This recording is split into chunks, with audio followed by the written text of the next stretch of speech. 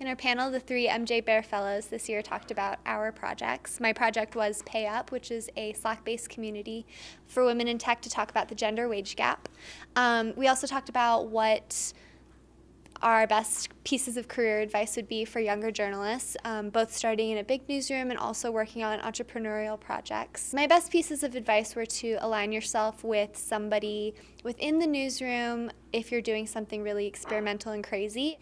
It helps to have somebody standing behind you so that other people will buy into your project.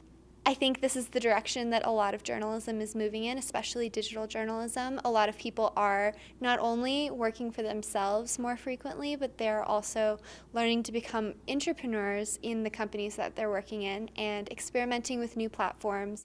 My project is Flash Forward, which is a podcast about the future.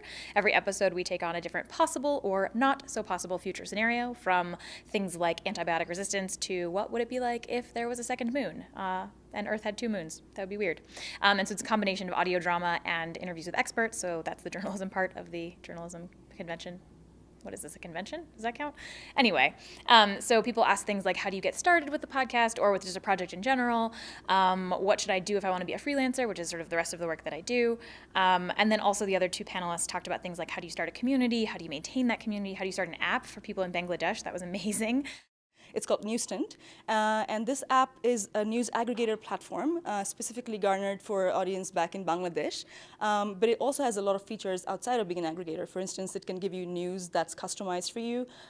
It could have heat maps of incidents happening around you, and it can do text-to-speech, and a lot of other features that are available for as a value-added service.